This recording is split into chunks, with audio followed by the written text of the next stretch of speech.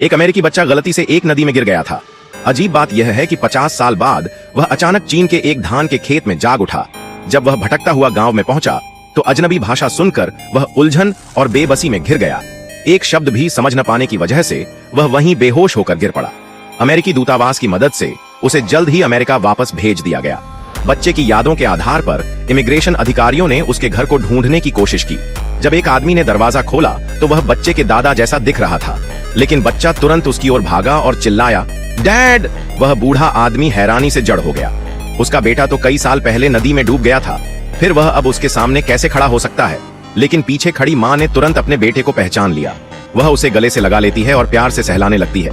उसे एहसास होता है कि उसका बेटा आज भी बिल्कुल वैसा ही दिख रहा है जैसा वो 50 साल पहले था जब वह लापता हुआ था।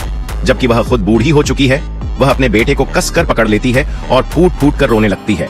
बीते 50 सालों की कमी को पूरा करने के लिए माँ ने उसके लिए कई स्वादिष्ट पकवान बनाए, लेकिन अजीब बात यह थी कि उस बच्चे की भूख बहुत ज्यादा थी।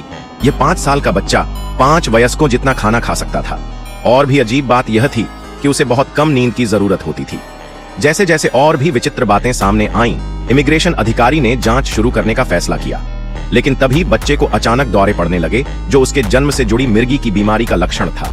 उसके माता पिता उसे तुरंत अस्पताल ले गए, लेकिन जांच के दौरान डॉक्टर को उसका दिल धड़कता हुआ नहीं मिला।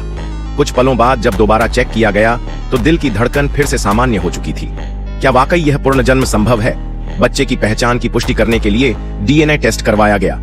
रिपोर्ट में उसके पिता से 100% मिलान हुआ। ये सुनकर पिता और भी असमंजस में पड़ गया। वह सोचने लगा, अगर यह सच में मेरा बेटा है तो फिर वो कौन था जिसे मैंने 50 साल पहले अपने हाथों से दफनाया था?